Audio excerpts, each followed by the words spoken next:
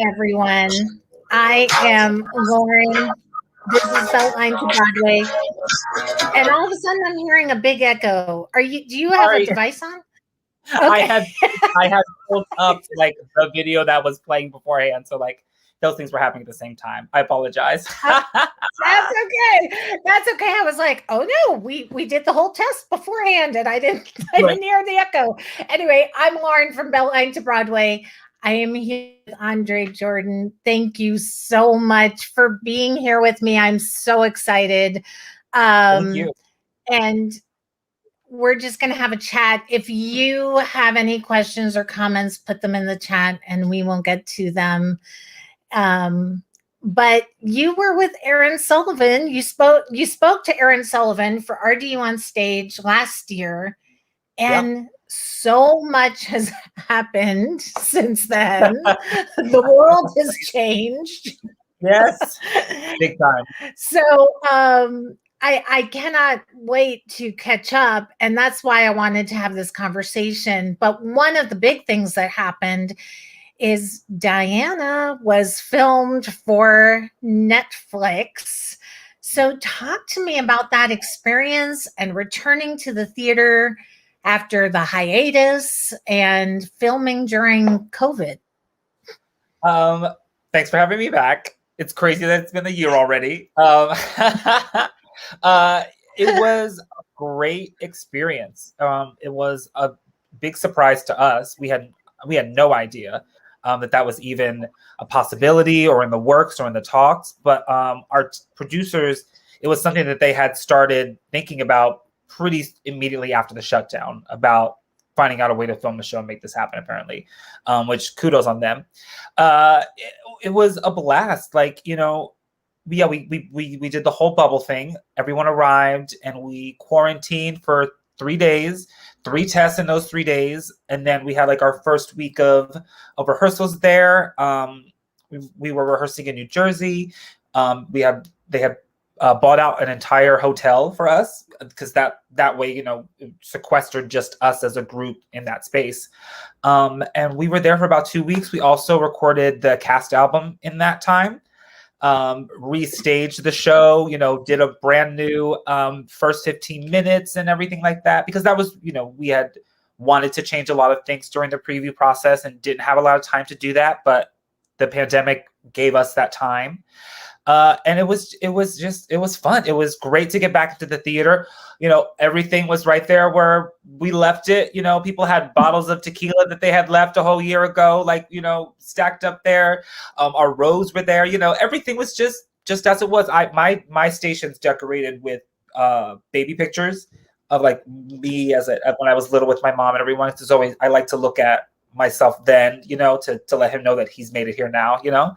All that was still there. And and it was great to have the crew again. They were excited to be back at work. It was a very, very exciting time. It was, it was stressful because, putting the show back up again, even just to do that, it's doing the whole process over again. It's the whole tech process over again.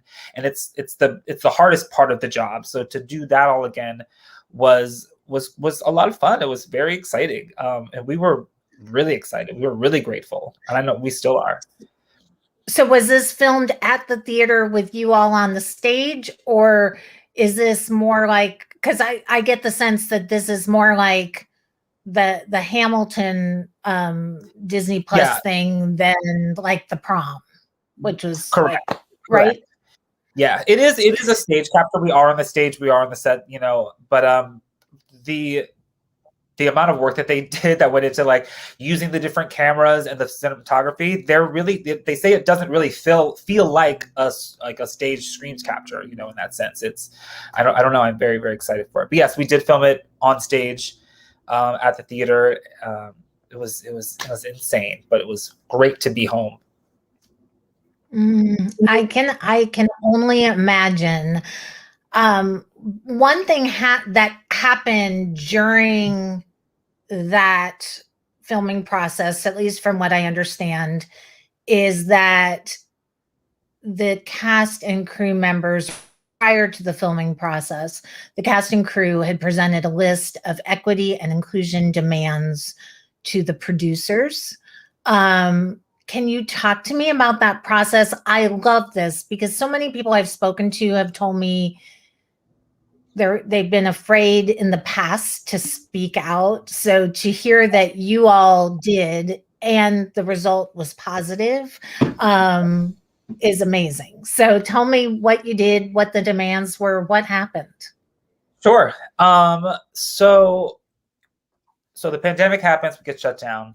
And then in June, the first week of June, we got an email to come into a meeting, and they told us that we were going to be going back into rehearsals for that month to go over the new material that they wanted in the show, because they wanted to change a lot at the beginning, and that they were going to use that time to do that. So we were going to do all Zoom rehearsals, all musical Zooms, the rewrites, whatever, it was all going to happen on Zoom, and that was great. That was on a Wednesday. We found that out, and 2 days prior to that, George Floyd was murdered. So while we were going back into the process of putting the show back together in a way, there was tons of things happening outside of our homes, right? Calls for social change, calls for dismantling of white supremacy in every industry, including ours. So we knew that we had a prime opportunity, while we had the cast there and the creatives there and the producers there with us, to do something about it, and to acknowledge it in our show and to figure out how to make it better. And that's kind of what we did. Basically what happened was the cast got together and came up with a list of things that they had noticed or felt could use change within our show. And then it just became a thing about, sending emails and saying, we need to set this time aside to talk about these things. We have some questions, we have some concerns. And it's something that's very, very important to us. And that was met with nothing but acceptance. Like, no problem, we'll figure it out. We'll set the time aside and make sure that you guys have your time to speak and everything like that. And we presented that list. And I'll tell you some of those things that were on that list.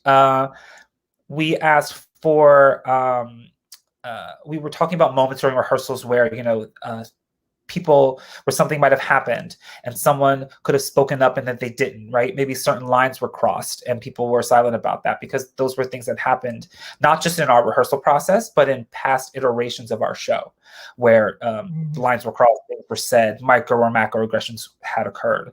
So we opened that wound, sort of, to say, like, this is something that had happened.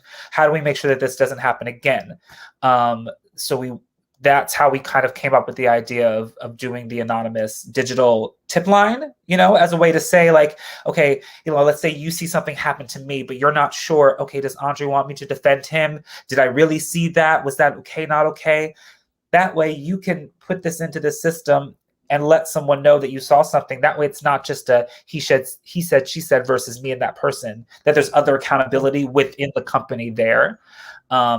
And another thing that we asked for was to have unconscious bias training. One of our castmates knew a man named Mike Roglin who does that kind of work. It's similar to diversity, equity, inclusion training, but it has to do with biases and unconscious biases that we put on people based off of how they look or what they sound like or any of that.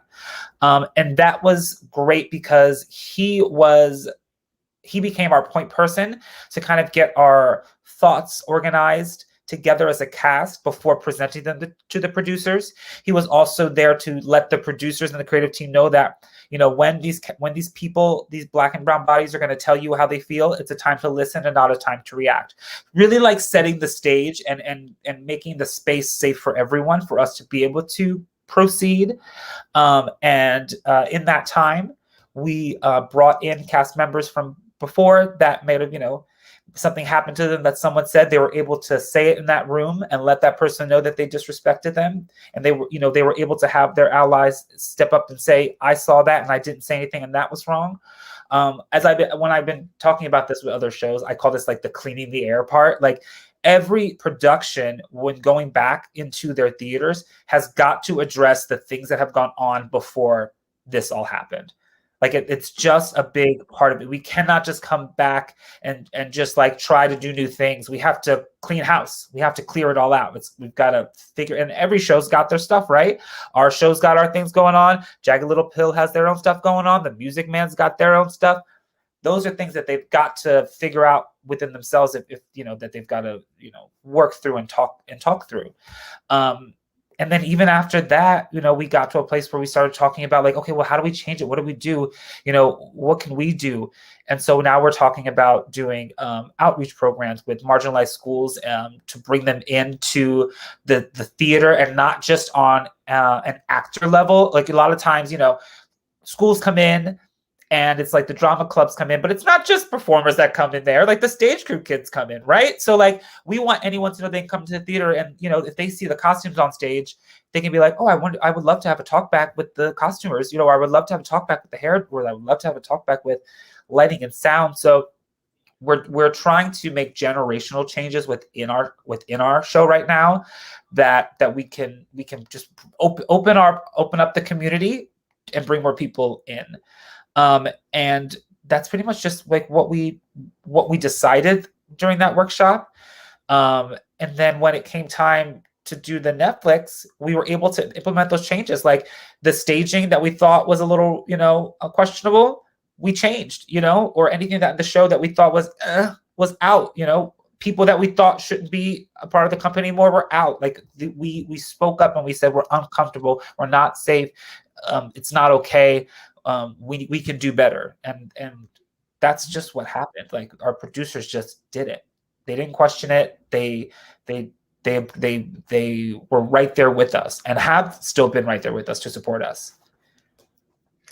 Well, and what I love about this is that you had kind of this anti-racism facilitator, coordinator, whatever you title, depending on what area you are in the country. I think they have different titles. But what I love about this is we saw this influx of intimacy you have your fight directors, and then we started seeing this influx of intimacy coordinators. Even on Broadway, Frankie and Johnny had their intimacy director.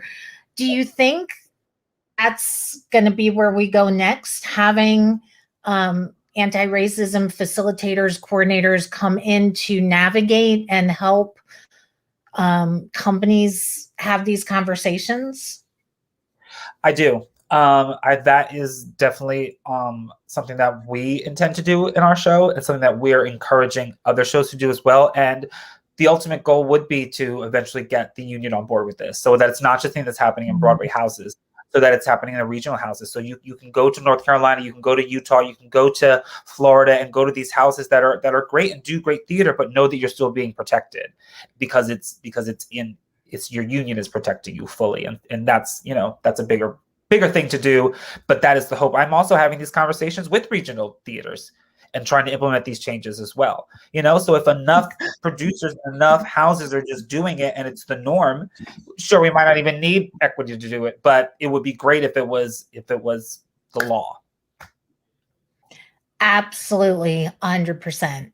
And I do think that having a facilitator, having someone who is really experienced and well-versed, has this lived experience as well, who can help companies have these conversations, because I think it would be very difficult for some companies maybe to have these conversations and try to navigate these issues on their own. Absolutely. A third party is necessary, I think. I really do. Absolutely. I totally agree.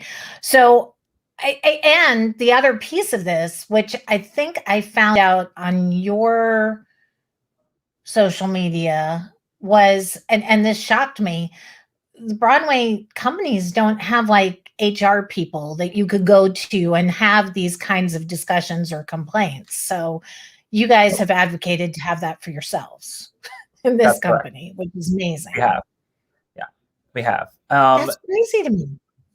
It really is, right? And honestly, it's not just, it's Broadway, but it's like, it's not an equity standard. Like it's house to house. Like it's not a thing in the theater industry, and it really is. And it kind of adds to that awful adage that like, oh, this isn't a real job. They don't even have HR. You know what I mean? It's like, no, we need this kind of like structure in this workplace, because it is a workplace. You know what I mean? There are some great things that happen. There's some magic that happens, but it is a workplace, and there are different people coming in with different experiences, and things happen just in any other workplace, you know. And it's a team, just like any other workplace. It needs that to happen as well. Yeah, but more people are watching that and seeing that, and their minds are blown. So I'm hoping that that's gonna be a sweeping change as well.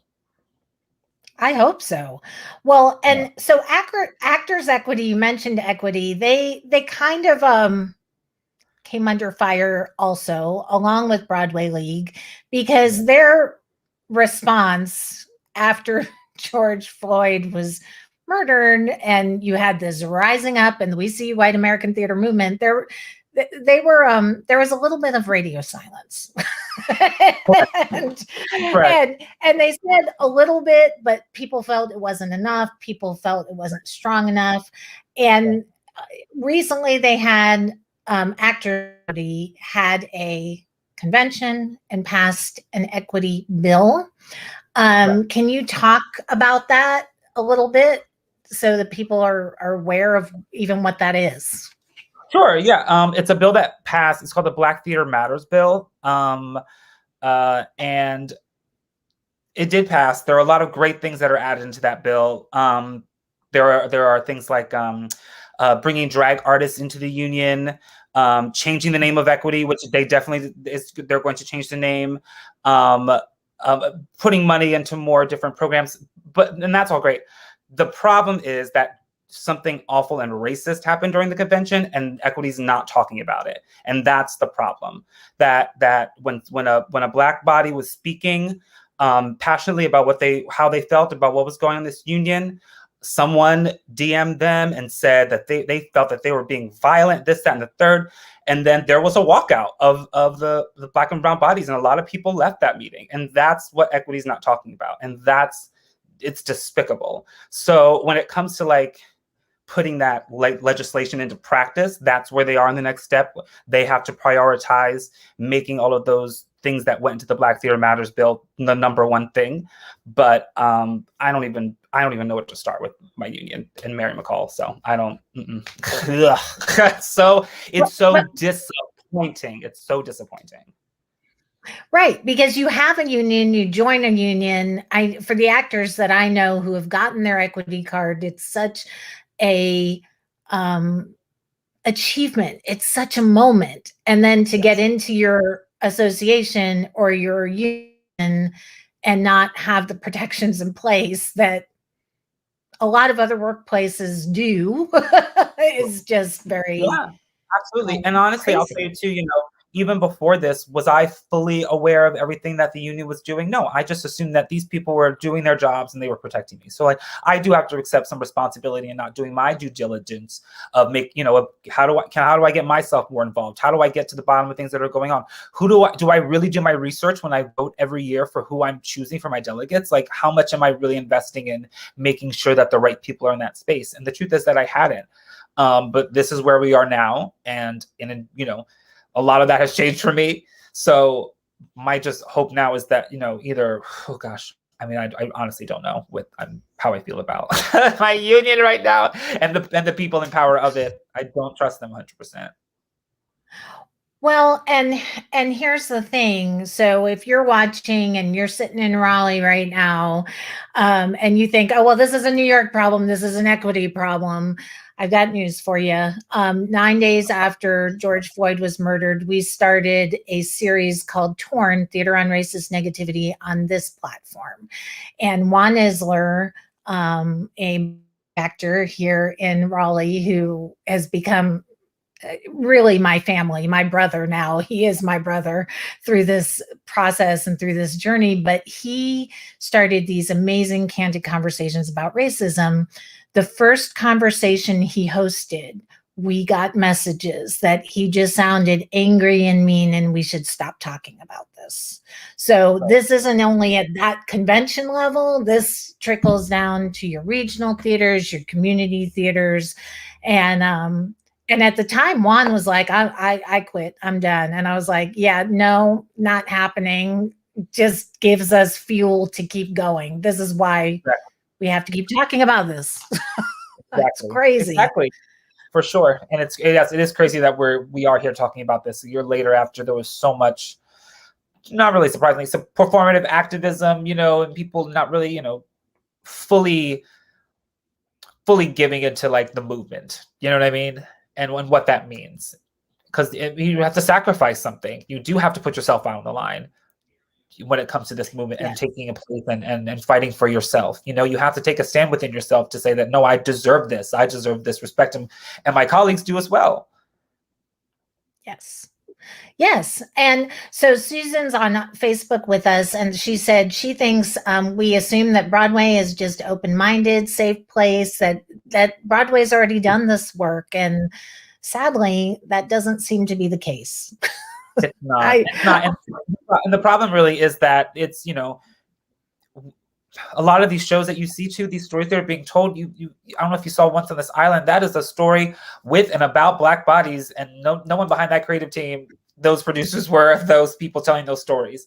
You know what I mean? So it is still a classist system. It is still a business. It is still, has roots in white supremacy. And that's just what it is. And we're working towards it. And the more stories we get out there, the better. But at the end of the day, the diversity doesn't just stop on stage. It doesn't just stop with one or two token people in the ensemble. It's got to be in every single tier of the business, from producers to directors to it has to be completely awash with inclusion from everywhere, because people don't realize it's a full team to get like Diana up and going again. Took so many people, and it's what they love to do. Right? And they all deserve to be able to come into the space and know that they're going to be respected for the work that they're doing. And that's it. And that's all that really matters. Yeah. It's tough. It should be all that really matters. And hopefully we're going to get to that point. I'm hopeful. I'm hopeful. I am cautiously optimistic. I'll say that. When we talk about equity, diversity, and inclusion, we haven't talked a whole lot until recently about fat shaming and fat phobia on Broadway. There was an article in the New York Times a couple of weeks ago, maybe a week ago, talking about how complicated it is for Broadway to come back. And it actually was a well-written article. It was very analytical, and then it went downhill around the time that it said some actors have gained weight, some are happy to live in Montana, and by the way, Karen Olivo, she's also not coming back because she had problems with her company. That's putting it mildly. So let's this idea that Broadway performers have gained weight definitely had a lot of attention. Twitter went crazy over this comment.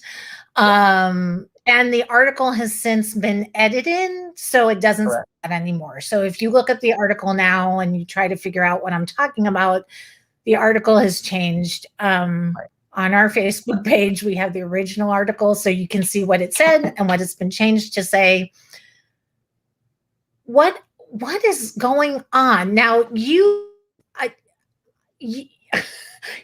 an issue prior to this most recent thing when you were in Legally Blonde. So can you talk about that? I know you were featured in the LA Times recently about this. So can you talk to me about this fat phobia, fat shaming, and how do we change that piece of this? Sure. So with Legally Blonde, I tweeted this experience shortly after that, because I did see that there were other performers that were sharing their stories.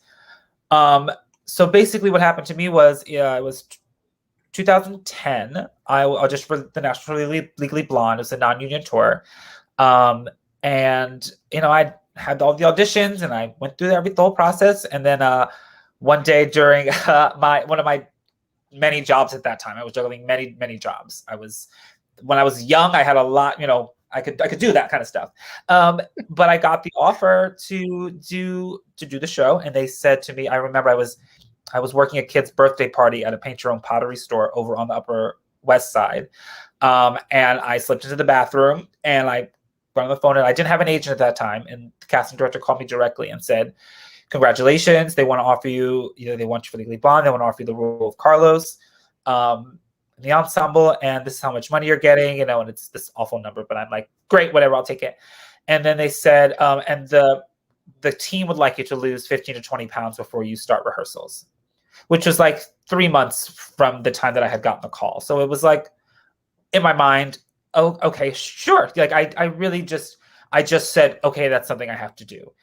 I personally have grown up with all types of body issues. I was a much heavier child. I got a lot of stuff from my family and at school about my weight growing up, and even in just deciding to do this as a career. I was always very aware of it when I got to school. At that time, I really hadn't been, because I had been doing shows before. I had just done Rent at the Dutch Hospital Theater, and then right before that, I was in Hong Kong doing The Lion King, and none of that, and before that, Disney. I was not ever.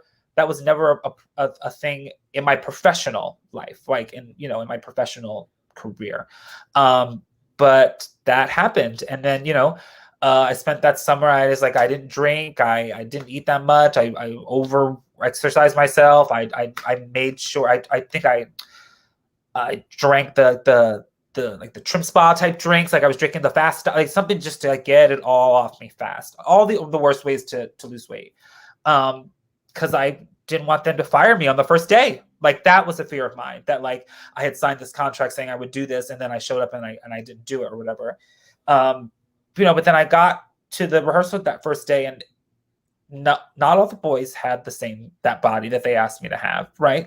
The six pack, whatever abs. We had taken off our shirts during the audition process, but that was at that time standard. We want to see, because you guys will have your shirts off. Yeah, I found out that I not only, I was the only person that they asked to do that. No one else in the ensemble was asked to do that. They didn't tell anybody else to do that. Where this intersex is that I was also the only Black man in that show. There was one other Black woman in the ensemble, but I was the only one asked to form to the shape and this thing that they wanted for the show. And we had weigh-ins, which are actually a very big standard thing in the industry. I did weigh-ins when I worked on Disney Cruise Line. I think Disney doesn't do them anymore, but I know a lot of other cruise ships still do weigh-ins. We did weigh-ins on Legally Blonde. Sometimes it was every month we had them, I want to say, or every couple of months. To fit into our costumes and things like that. But I mean, we were young. The show we were doing was insane. There was no way any of us were keeping our weight anyway. It was impossible to keep. It was so hard to maintain a healthy lifestyle, really, because we were a non-union tour. We're doing these one-nighters. All of our lunch stops are gas stations, and maybe a Subway or a Wendy's. It was just hard to really take care of yourselves and to eat healthy and to do the thing that they wanted you to do in a good way. You know what I mean? It was just hard to maintain. Yeah. Crazy. Yeah. So yeah. So should weight or size be part of the demands, the equity, diversity, inclusion demands that people or companies are going to be asking for? Does this fall under that same umbrella or no? Yes, it does. I think so, because a lot of times when we do breakdowns of characters, when a casting goes out and says, we're looking for this character, they don't include a body type, right? Or even the inclusion of saying any body type. And then, it leaves the casting and everyone's teams open to just what everyone assumes of a leading lady is, right? I heard this the other day in an interview. At any point in our lives, we're all the leading player of our lives, right? We're at one point, you're going to be the supporting character to your friends. You're going to be the funny whatever here. So the fact that the idea that I can't be a leading man because I don't look a certain way, you know what I mean? That there's a standard and an idea of what you think a leading man is or what a character is. So we just have to just open it up. And I've seen people of all different body types on Broadway and doing different things in the shows, but they're used as a tokenism, right? It's like, oh, look, we do have one large, bigger body person here, a fuller body person, and that's enough, right? And it's like, well, no, like we do need to. I do think we just need to see more different. There's no reason that. I think of like, I want to say Dear Evan Hansen now because I think of Dear Evan Hansen. I mean, it's great that they have had so many different people of color playing Dear Evan Hansen, but like, why haven't we talked about a different bodied person playing Dear Evan Hansen? Like, does he have to be a skinny version every single time? No, but that's what we've decided, that it's that one time, and that's the only thing we can interchange is the color of his skin. No, you know what I mean? Yeah. One of the best performances I've seen on Broadway in recent years is Bonnie Milligan as the beautiful princess in Head Over Heels. She was brilliant. Saw Head Over Heels. Oh my goodness. Wow. We saw Head Over Heels and loved it because we were a big fan of Peppermint from Drag Race. My friend Lisa was in the ensemble. We were just blown away. And she was fantastic. She was hilarious and incredible. Yeah. She thinks physically and vocally that I was like, where's the breath, Bonnie? Like, where's the breath? How can you be like having a meltdown? There's one scene where she has this total meltdown right before intermission, and she's like throwing pillows and throwing mattresses. And in the middle of all this, she's belting. And at the end of the scene, she like flails herself on this mattress while belting, perfect pitch. I'm like, what? Where does this come from? Like, so he's a powerhouse. He's really incredible. Yeah, just powerhouse. And James Eichelhart's another person that comes. James Monroe Eichelhart is another person that comes to mind. We saw him in Hamilton. We saw him as the genie in Aladdin. Right. The man moves like nobody's business, but he's a larger guy. You wouldn't, if you saw him on the street, you wouldn't be like, oh, he's a song and dance man. So I agree with you. I think we need to kind of change the rules a little bit. Just change the rules.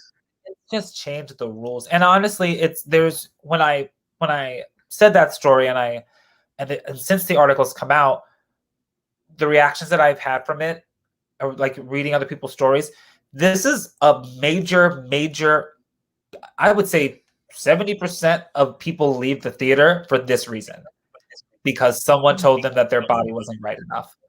Like, just couldn't do it anymore. Could not take another, just couldn't do it. Just could not take the standards and the pressure of it, and being told to their face by these people that they're trying to, impress and work with, that, their bodies aren't enough. It's a shame. Yeah. Susan wrote on Facebook, there's no denying the intersectionality of racism and body image. And, and she also writes to trust the audience. The audience is ready for it, which I love. Yes. Absolutely. Exactly. They're ready. Yeah. So let's go there with the audience, because I think, right now we're hearing about all these shows opening, including Diana, which will have, you guys will have your opening, Little Shop, shows on Broadway, off Broadway, and regionally are opening. Tickets are being sold. How can audiences educate themselves and be aware of what's going on in the industry?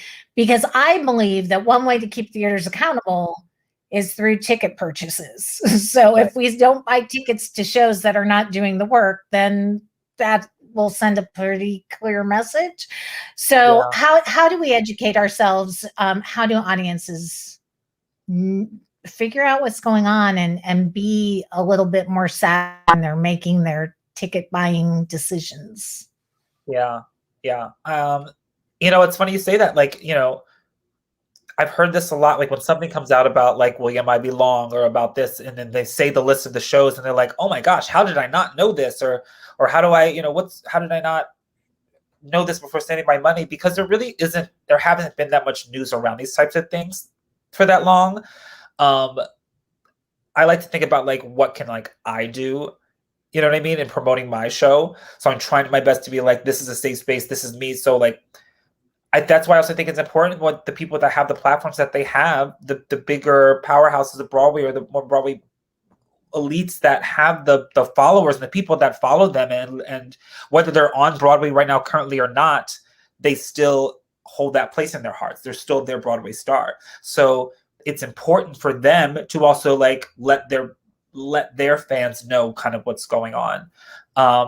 That's a tricky question because, you know, I feel like maybe because I'm in the community, I get it and I see it and I just try to share it as much as I can, but actually getting to people that don't get here often, I don't know. And I guess that really speaks to the bigger thing about how the theater industry and the community, it feels, you know, so separate when we're like, it's not like, it's the same people that are doing these shows on Broadway are coming to do the shows in your town. Like we're all the same. Like it's all the same. I don't know. I also think that the theaters and companies should be more transparent when you're going to buy the tickets, right? Like I would love for Diana to have our inclusion action plans and everything available to them, and that people know that when buying your tickets that this is a safe space, right? I think that would be great to have that side of included in that bio, right?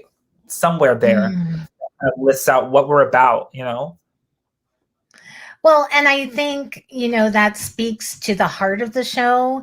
And to me, a company like yours that has done the hard work, had the hard conversations, your producers listened to you, you went through this process last summer, that's going to show up on stage. That if I come to see your show, absolutely, I'm going to notice the difference of the camaraderie of the cast, of the comfort level of the cast.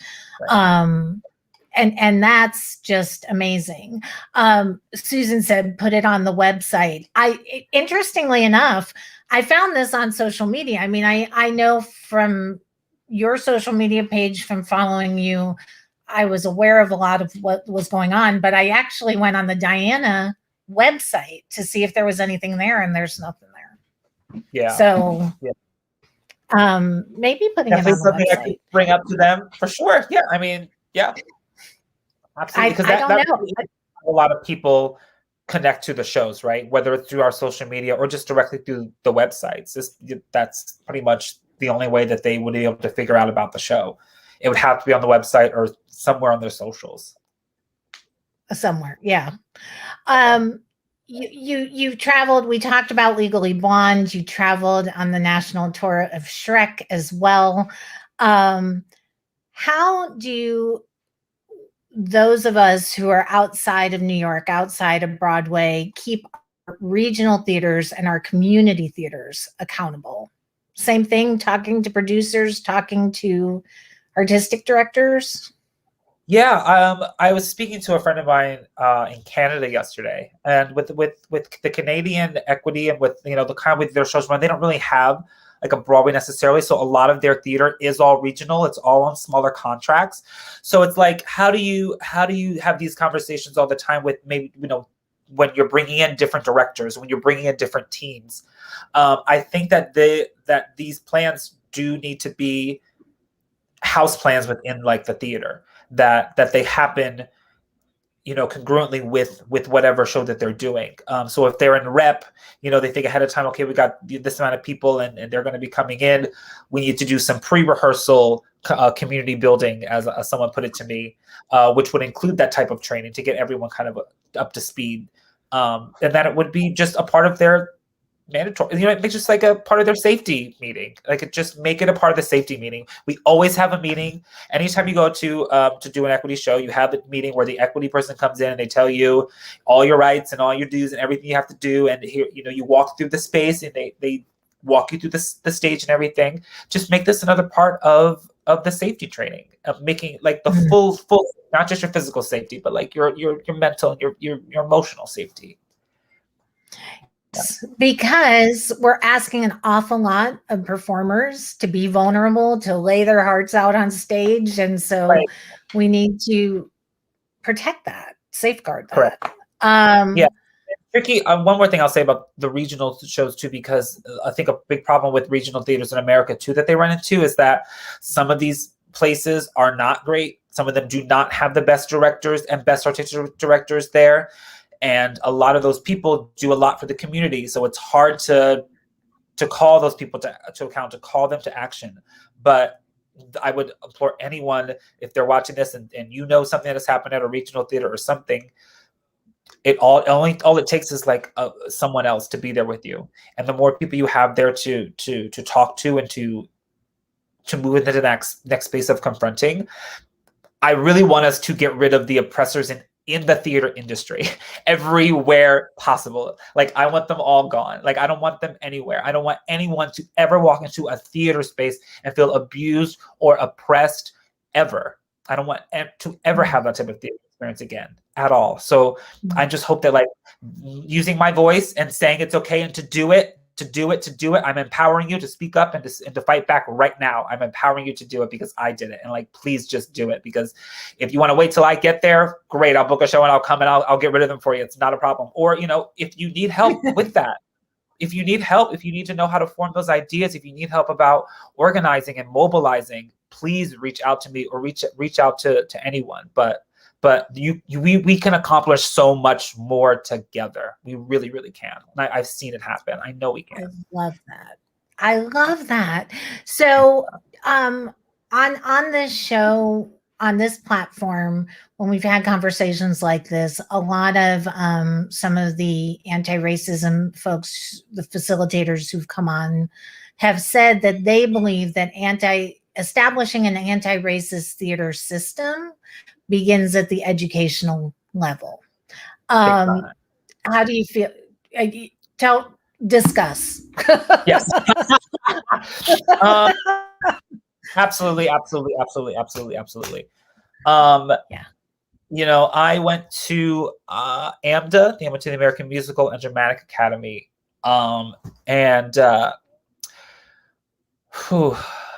Recently, a lot of people have come forward with a lot of things that have happened in that school: sexual harassment, racism, transphobia, body just like awful things, fat shaming, fat phobia, anything you could think of. I don't know what the term is for discriminating against someone who is disabled, but lots of that. So it's hard for me to talk about this because I know I've come from a school that has done harm. Honestly, and when you think about, like, okay, what were their reasons for doing it? They were just doing what they thought they had to do to get us jobs. At the end of the day, they were following a standard that was set by whoever at some time, right? They were also complicit in the spell. It just was what it was.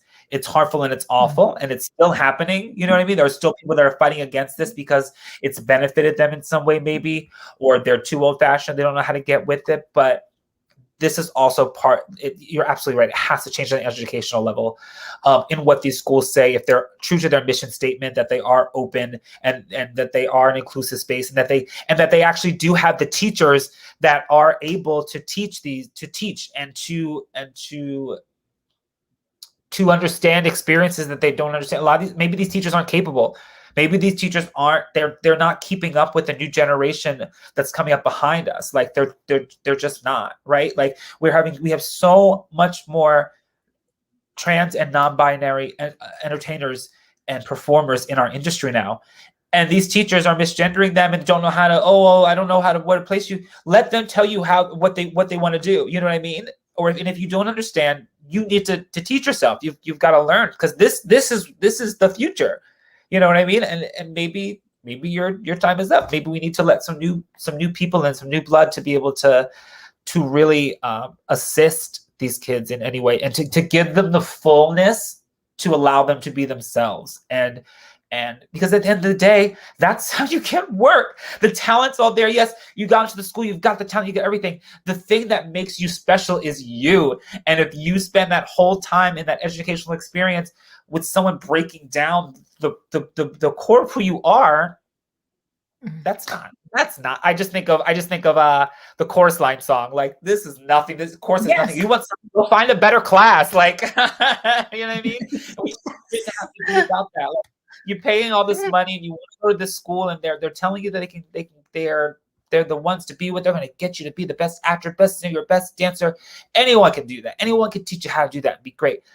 Are you going to like really, really help these people and these kids and these folks like be the best that they can be, all that they are, as they are, fully, like as they are presently, yes.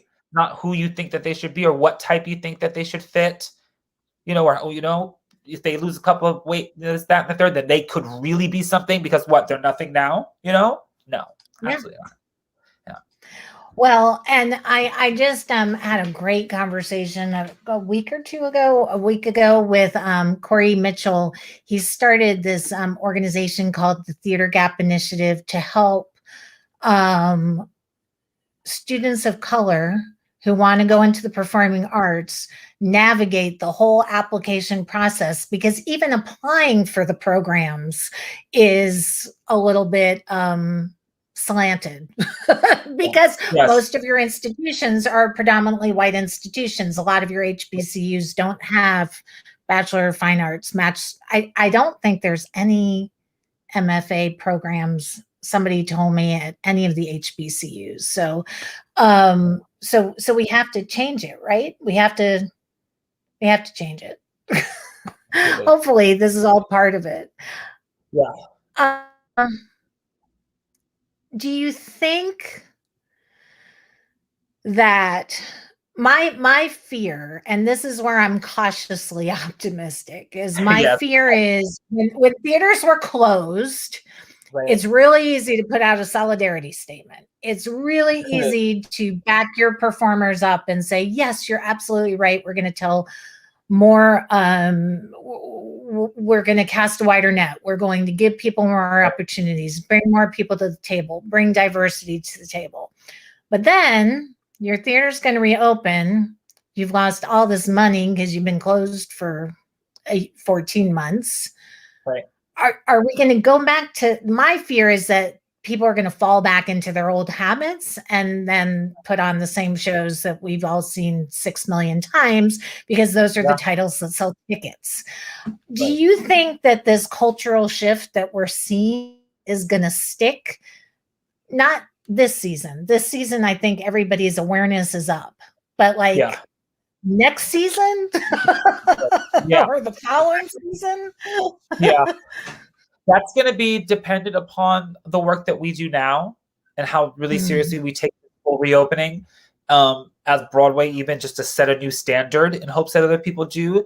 And I would also, when it comes down to regional shows, they count on their subscribers. They count on their people that are loyal to them. So if you want to see something different at your theater, trust me, you can bombard their emails. And I know plenty of shows that happened because they were tired of hearing, oh gosh, we get one more request for this or one more thing. Because you are their customer. You are who they're putting the shows on for, essentially. So if you want to see more diversity and inclusion, you want to see different shows. You have a specific show that you're like you don't want to see anymore, right? Like maybe you're tired of your theater doing My Fair Lady again. Like say that. Like that's also all right. Like Steel Magnolias. If one more company does Steel Magnolia, I like Steel Magnolias. I do. I just don't want to see it 14 times. Right. Exactly. Yeah. Well, and I read a survey. I think the DC area did a survey, and I'd love to see this survey done in more regions, but they did a survey of theater patrons, and it was really a survey about when will people be ready to go back to the theater? When will people be ready to go back to in-person performance? But buried in that survey were questions about equity, diversity, and inclusion. And it said, I think the question was phrased like, would you be more likely to support a theater that's doing the work and showing varied voices on stage, Black and brown bodies on stage, representing BIPOC artists, and really listening to what's been said to them over the last years since George Floyd's been murdered. And I think 40% of the patrons said that, yes, they would be more likely to support a theater that's been doing the work. So I'd love to see that survey done in more places, because I think that right there is telling. I agree. All right. So to end things on a lighter note, you brought show and tell. Oh, yes, yes, I did. What did you bring to share with the class, Andre? I haven't done this in so long. Oh my gosh, I love it. So I don't remember if we got these on our first day in the theater at Diana or our first preview night at Diana, but everyone got commemorative opening night plates. But they have the original opening date on them, so they're not. I mean, you could consider them a collector's because that's when we were supposed to have that. But I mean, I've eaten quite a bit of meals off this plate, so I don't think it'd be worth that much. But it's my Diana plate. I love my Diana plate. I think it's so beautiful. It's really sweet. And I don't have a plate of a show. It's a swag gift I've never gotten before. Like, I've never received a plate that had Shrek on it. You know what I mean? Well, I mean, Diana's a classy woman, so she was a princess. So yes, love it. Well, the show looks amazing. I've heard amazing things about it. We're gonna get a cast album. That's exciting. Very, very exciting. Yeah, I'm excited for it. I think we have a really great production. I think people are going to be very surprised. I think they're going to be really, really tuned into it. And I mean, you never know. You know, these days, you never know. You could be like, oh, it's going to be great. We love it. Then you get online and Twitter is just memeing it. But listen, it's iconic as iconic, right? So I will take it in any way. And I know that there are people that have seen it and have been really affected by it and are really, really anxious to see this new version that we've got. So I'm ready to share it. I'm really excited. I cannot wait. I hope to see it when I come to New York at the end of the year and see you performing, because you're just a delight. And I hope everybody will support you. The other person I'm really excited to see in this show, Zach Atkins, was here in Raleigh doing West Side Story. The man's voice, if any of you saw the North Carolina theater production of West Side Story, when he opened his voice, I was like, nobody sings like that. Nobody sounds like that. So beautiful.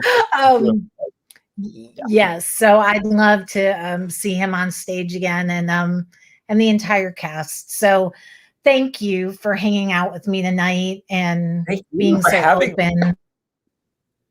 And anytime.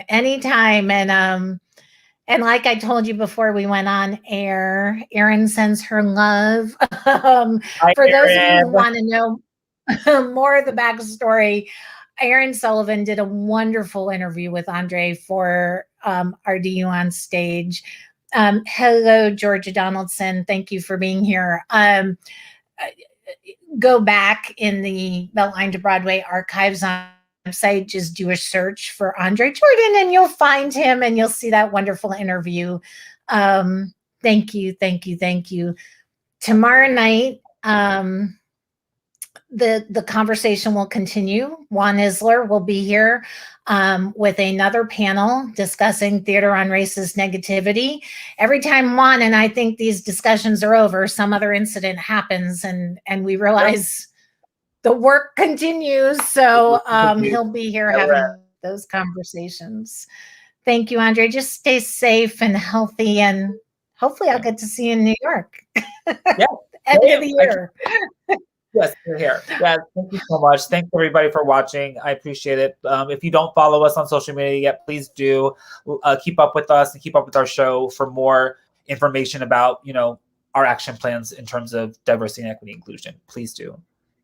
And follow Andre on social media. You're on Twitter. You're on Instagram. What's your Twitter handle so people can find you? My Twitter handle is Cinnabons Jordan. I love cinnamon buns, so it's CINNABON ZJORDAN, Cinnabon Jordan. And my Instagram is manchair5, MANCHAIR5. I know. Why can't they just be my name? I don't know. I'm old school. Yeah, but you know what? You are getting a high enough profile now. I mean, you were in the LA Times like a week ago, so imagine when you actually get back on stage, what's going to happen.